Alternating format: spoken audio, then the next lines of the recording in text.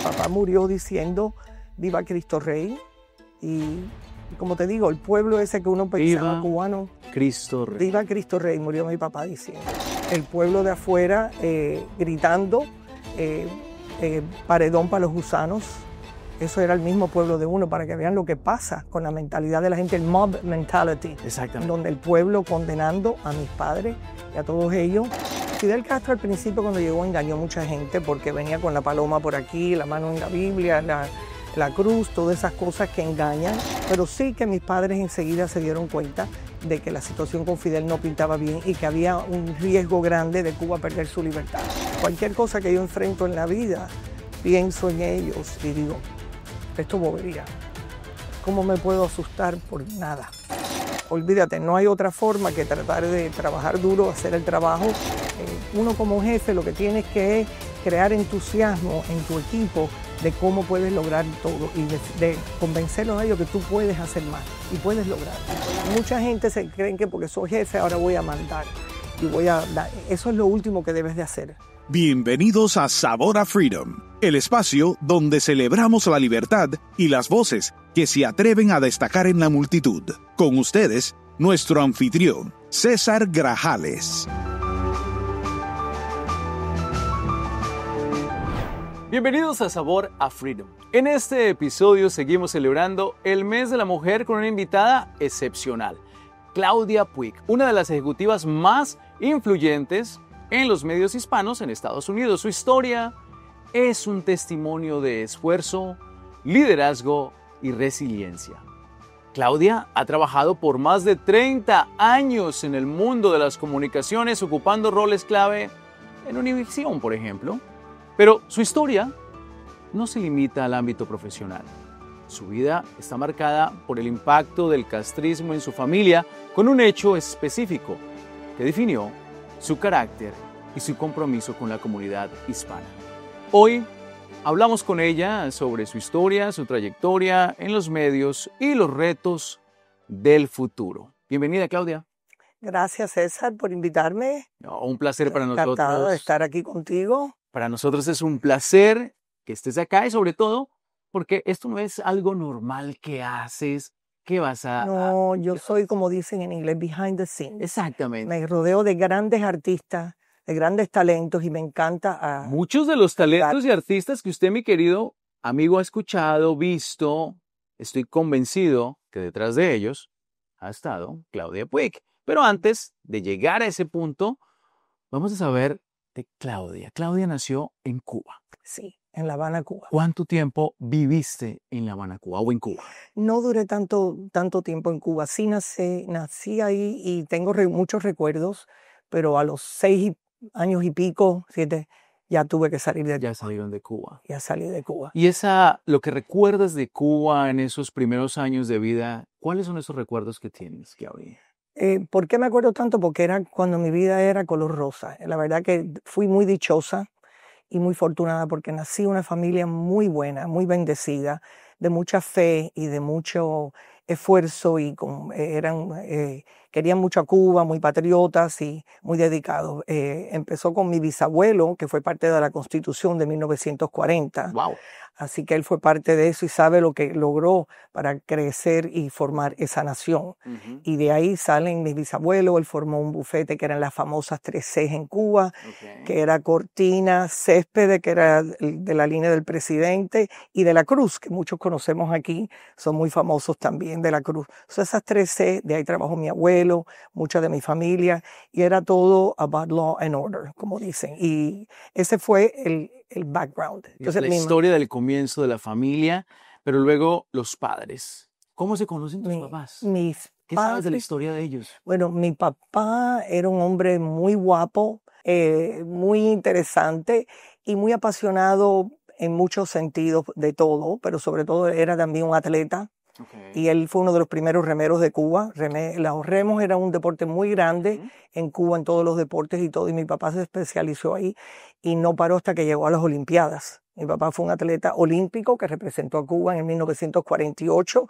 Imagínate, era un hombre guapo, inteligente, simpático, agradable. Disciplinadísimo para poder Sí, estar en las Olimpiadas. Sumamente. Si entiendes también el deporte de remos, es un deporte de una gran disciplina y de cómo trabajar en equipo.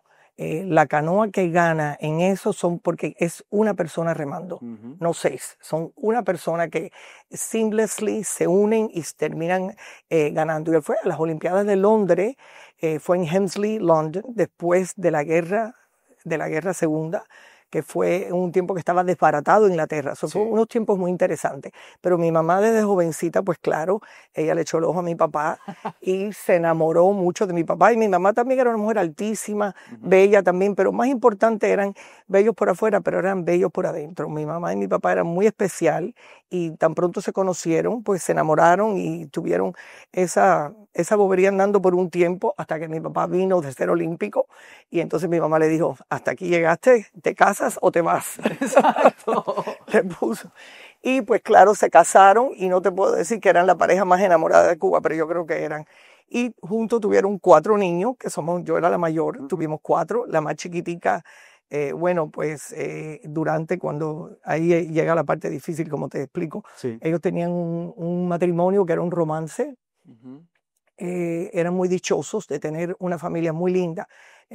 Éramos muy afortunados porque teníamos una familia buena, grande y bonita. Y todo era la vida de hadas, como yo diría. Color de rosa, digamos.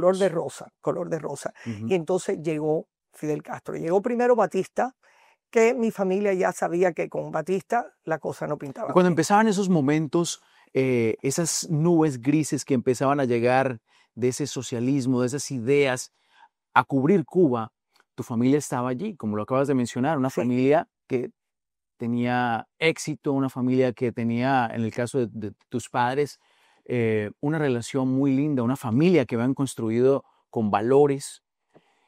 Pero ¿cómo esta nube gris que luego se convierte en este drama para tanto? Bueno, ya con Batista como ¿cómo les dictador, empieza a afectar? Sí, Batista se convierte en un dictador y eso ya íbamos mal. Y eso dio pie a Fidel Castro. Claro. Fidel Castro al principio cuando llegó engañó mucha gente porque venía con la paloma por aquí, la mano en la Biblia, la cruz, todas esas cosas que engañan, y empezó a enamorar a todo el pueblo que quería cambio ya por la situación de Batista. Pero ¿qué sucede? Mis padres fueron de los primeros que empezaron a dudar. Mi papá, que era también muy político y estaba muy al tanto de toda la política, y toda mi familia empezaron a notar de que esto no estaba bien. Un hombre inteligente cuestionando los cantos de sirena de estos criminales que siempre van con cantos de sirena. Criminales que engañan, y criminales que vienen usando todo lo que puedan para engañar. Y lo hacen muy bien, porque... todo lo que sea para llegar a lo que quieren ellos. Utilizan lo que sea y lo hacen muy bien. Eso engañó mucho al pueblo de Cuba. Eso fue la parte que uno pensaría que uno se hubiera dado cuenta, pero no. Y ya él tenía fama. Castro tenía fama de ser un criminal, un fuck en la universidad. Pero bueno, yo no vamos a hablar hoy de la historia de Fidel Castro ni de Cuba, pero sí que mis padres enseguida se dieron cuenta de que la situación con Fidel no pintaba bien y que había un riesgo grande de Cuba perder su libertad. ¿Okay? Y entonces, pronto y rápidamente, mi papá salió de Cuba, se metió en el underground, fue parte del team de infiltración a Cuba. Cuando al fin se dio el Bay of Pigs, Bahía de Cochino, mi mamá también estaba con él. Cuando él infiltra a Cuba escondido, mi mamá y él se ponen los dos a trabajar en el underground, como se dice. Como ellos había muchísimos en Cuba ya que sabían que lo de Fidel riesgaba la libertad de Cuba. Y entonces brincaron ahí los dos y se metieron en el underground. A trabajar bajo las sombras para poder liberar a Cuba, una Cuba que tristemente ya después de más de 6 décadas continúa bajo esta opresión que construyeron los Castro. Tu papá y tu mamá, obviamente muy valientes con relación a tratar de salvar esto, pero también muy, muy inteligentemente poder percibir lo que estaba pasando. Sí, bueno, ya había dejado, pero ya estaba ahí lo que no, la gente no quiere ver la realidad en un momento, pero ya habían quitado propiedades, le quitaban a la gente sus propiedades, sus negocios, sus gestos. Ya cuando llega a la Bahía de Cochino, ya ellos bastante se veía sus colores y sus todo, de que ellos ya se definieron bastante pronto en Cuba en que estaban abusando de la libertad de Cuba y empezando a oprimir al pueblo. Entonces ya por eso viene lo que es la invasión ya de Pío Pix, porque ya los Estados Unidos y todo el mundo sabía que ya lo que venía con Fidel era un dictador comunista con el apoyo de Rusia y otros países. Así es, Claudia, y obviamente para una pareja como tus padres, batallar en contra de estas corrientes y de estas filosofías opresoras, la fe fue importante. Me imagino que la fe también inculcada en ustedes como familia. La fe y el sentido de deber, de que tenían que hacer algo rápido. Pero bueno, para asumir la cosa, mi papá y mi mamá, los dos, creían profundamente de que esto era un peligro muy grande para Cuba y se sentían con la obligación de hacer algo. Y siempre ellos eran muy idealistas y pensaban que estaban haciéndolo todo porque era muy importante la libertad de nuestro país, etc. Y entonces, ¿qué sucede? Para sumarlo bien rápido, ellos los cogen ya con la invasión, se acercaba a mi papá y a mi mamá, los cogen presos. Hubo un chivateo, alguna cosa, los cogen presos. Un soplón. Viene el juicio, viene ya la invasión. Y cuando la invasión no llega, te voy a ser sincero, ellos agarran preso a mi mamá y a mi papá. Y cuando ya se aproxima la invasión y no viene o echa para atrás el ejército americano y deja solo para invadir de verdad a todos los muchachos estos que con tanto idealismo y tanta furor para la libertad de Cuba se ven ahí solos después del primer día, se ven que ni venían ni los aviones, ni la comida, ni la bala. Ellos estaban preparados para aguantar eso un día, pero no 2 y 3 días, claro. Ni cuando nunca vinieron. Ellos todos descubrieron en esa playa que no venía el apoyo americano, que eso son otras historias. Pero mis padres ya estaban en la cárcel. Cuando eso sucede, empiezan los juicios. Juicios no se llaman juicios, eran borrachos, mock trial, todo horrible. La realidad de la vida es que mi papá y mi mamá lo juzgan juntos, el caso de ellos. Yo tengo ahora los periódicos del Granma de Cuba, en donde ellos salen en las primeras páginas. El caso de ellos sale en las primeras páginas del periódico en Cuba y los acusan, como dicen, los juzgan. Y claro, los juzgan a mi papá a muerte por fusilamiento y a mi mamá la condenan a 30 años. El pueblo de afuera gritando, paredón para los gusanos.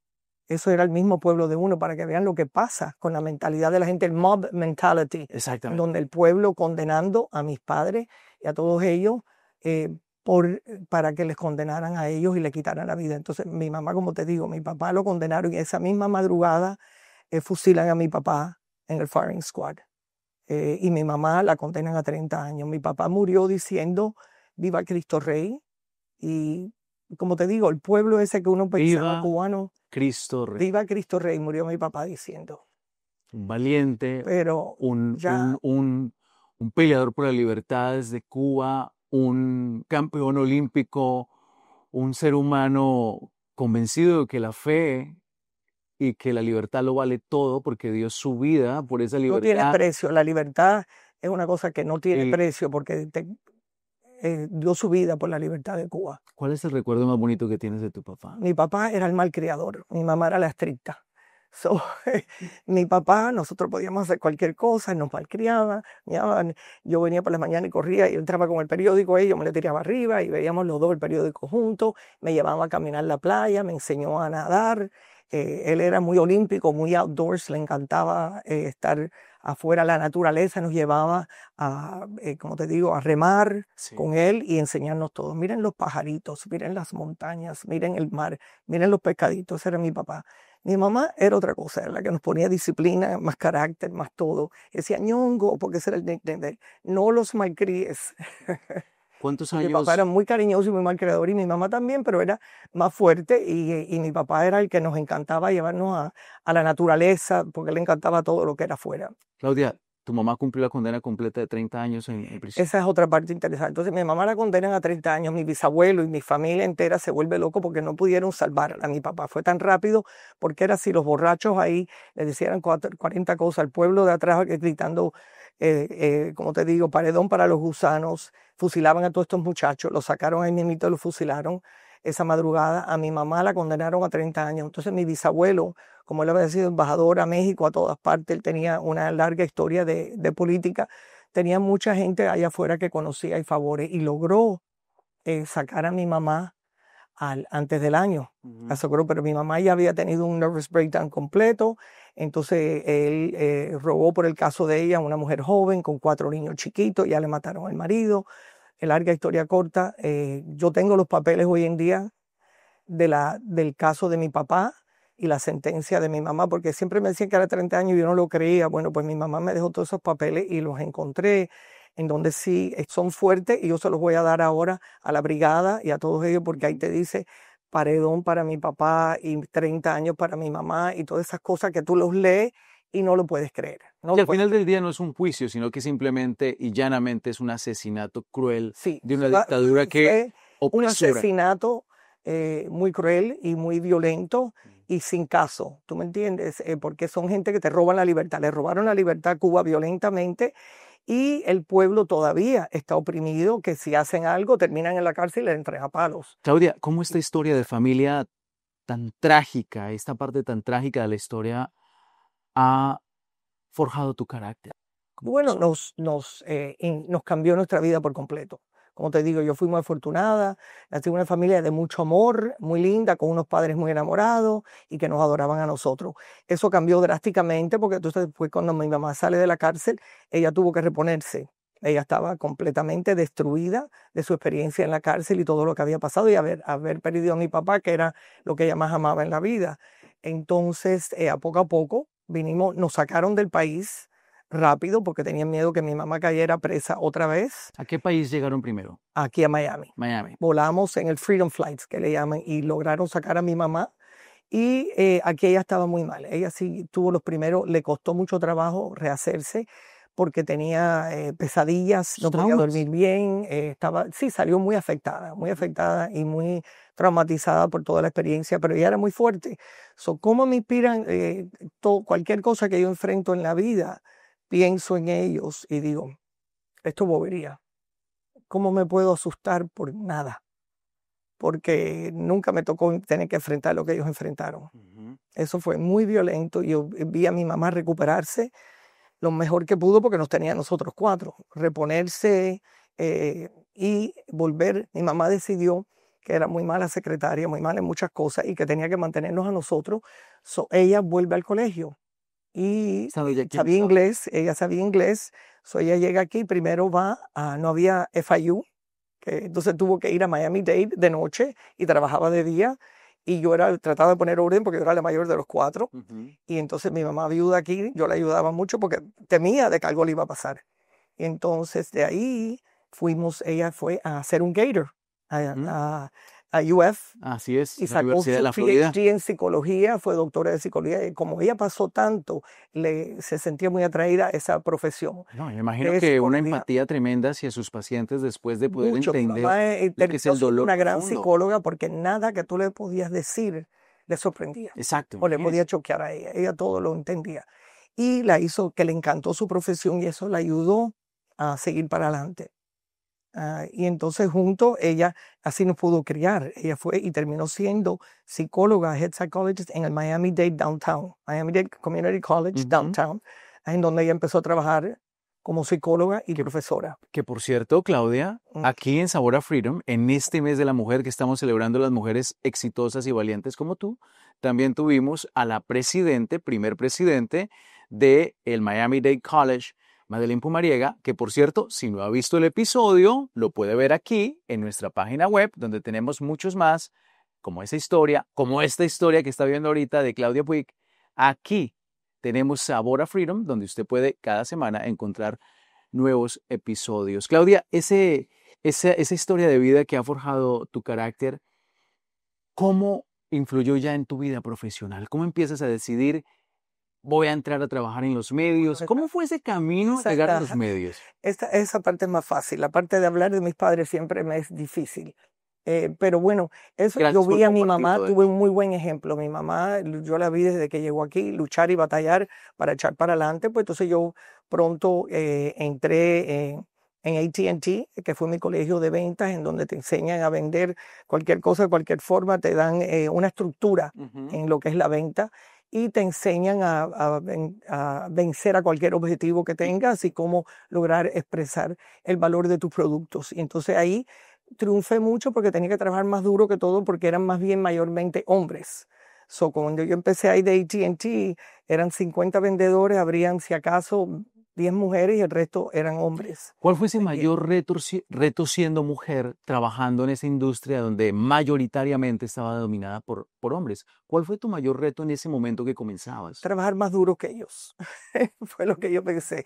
Cuando ellos iban para la casa, yo todavía estaba, porque yo quería amanecer al otro día con una venta o dos ya en el bolsillo para quitarme un poco de presión para el próximo día. Y ellos como estaban aceptados y todo era normal, yo sabía que yo tenía que ser mejor que ellos.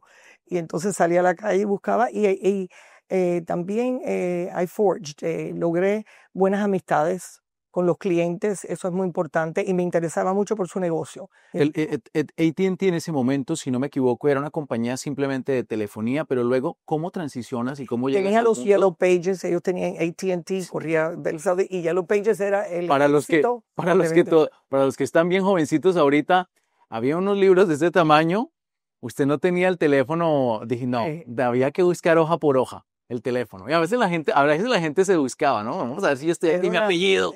Era una venta dura, lo que lo hacía dura es que tú tenías que cerrar 4 clientes al día, tenías que lograr lo imposible, llegar con 4 cierres todos los días, ponerlos allá arriba en una pizarra y todo el mundo te miraba a ver cuántos cierres tuviste día por día. Tú tenías que no solo ver los clientes, pero cerrar 4 clientes al día.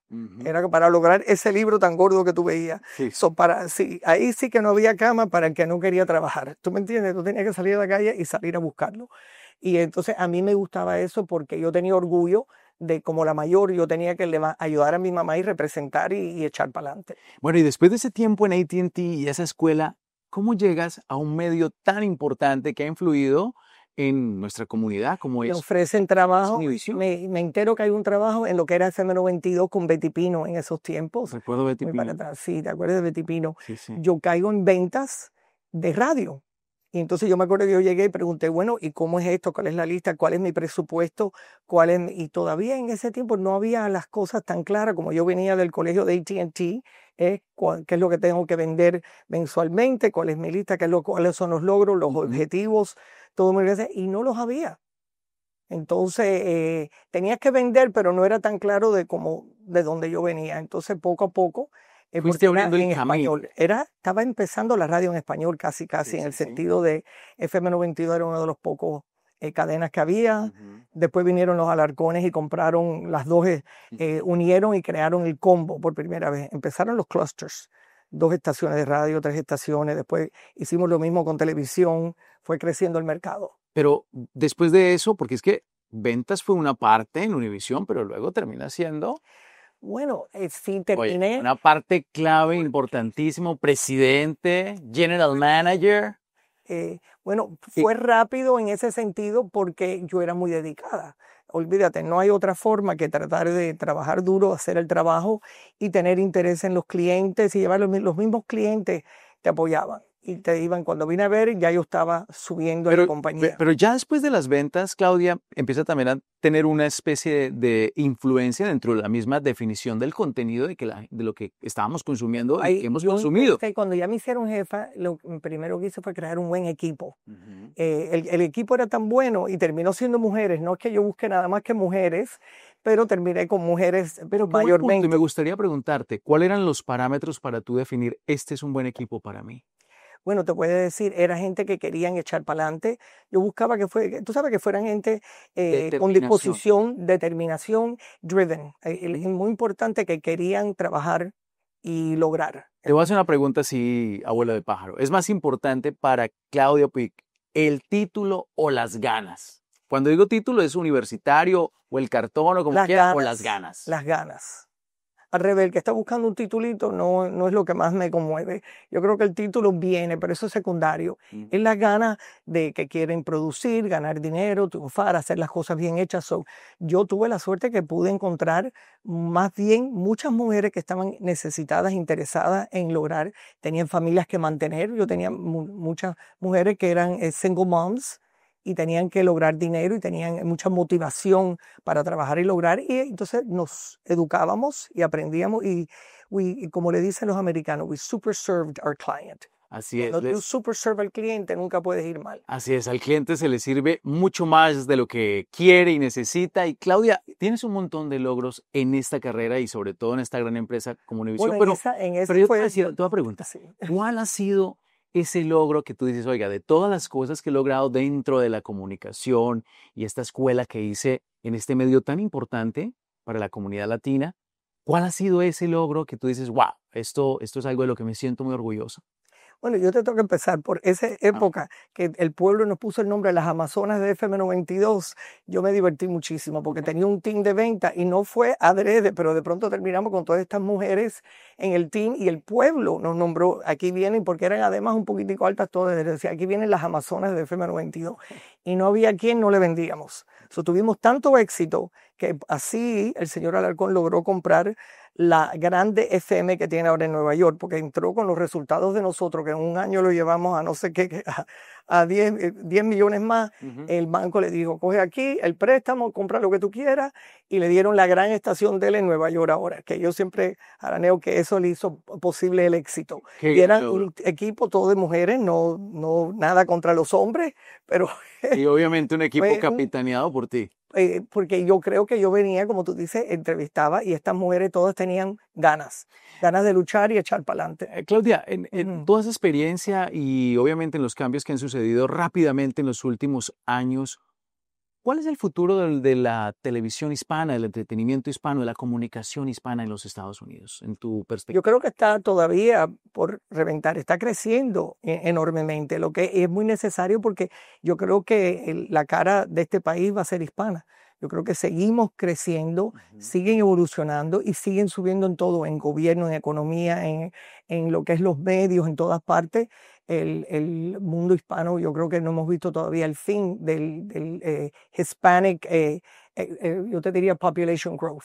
Exactamente, el crecimiento de la población hispana que, como muchas estadísticas, incluyendo la iniciativa libre, que puede encontrar esas estadísticas en nuestra página web, demuestran que nuestra comunidad va a ser una de las más grandes e influyentes aquí en los Estados Unidos. Claudia, nuestra comunidad siempre está hambrienta de ese liderazgo, de ese consejo, de ese líder. Hoy que tenemos una gran líder en ti aquí, para esas mujeres jóvenes que quieren entrar al mundo de la comunicación, del entretenimiento, ¿cuál es ese consejo? O ni siquiera solamente en la parte del entretenimiento, pero que quieren liderar. Es muy importante cuando uno está en una posición de jefa o que uno no es mandar. En la posición cuando uno está ahí es cómo tú puedes elevar a todo tu equipo. Y entonces lo último que tú debes de hacer es, hay un saying que authority is a poor substitute for leadership. La autoridad es una pobre representación o sustituto para el liderazgo. Yo te diría, mucha gente se cree que porque soy jefe ahora voy a mandar y voy a dar. Eso es lo último que debes de hacer. Uno como jefe lo que tienes que es crear entusiasmo en tu equipo de cómo puedes lograr todo y de convencerlos a ellos que tú puedes hacer más y puedes lograr y puedes vencer. Uno se convierte en una forma así de ellos echen para adelante. Ese es tu equipo. Entonces, crear ese camaraderie, un teamwork. Esa camaradería. Sí, y hacer un teamwork de ellos, que todos que ganamos juntos y echamos para adelante juntos. Es muy importante que se sientan el entusiasmo y que se diviertan trabajando y que tengan ganas de venir al trabajo. Eso es una cosa que es muy importante mantener, que hoy en día se pierde. Tú tienes que seguir que la gente esté motivado y que les guste el lugar de trabajo. Si cuando tienes un ambiente que es, como te diría, management by fear, es una cosa que eso quita mucho del entusiasmo y de las ganas de trabajar a la gente, de venir a trabajar. Sí, a la gente cuando lideran con miedo, eso no le gusta a la gente, o liderazgo con garrote. Con entusiasmo, tú quieres que la gente esté motivados y con mucho entusiasmo para trabajar y triunfar. Claudia, y te voy a decir algo que eso ha sido un reflejo, yo que tengo el privilegio de estar con gente que está en los medios, en la ciudad de Miami y en muchos otros lugares, escucho esa huella tuya de liderazgo marcada a mucha gente, porque siempre cuando hablan de ti se refieren con cariño, con admiración Y aquí en Sabor a Freedom estamos orgullosos, contentos y honrados de que hayas compartido tu historia, de que hayas estado con nosotros hoy.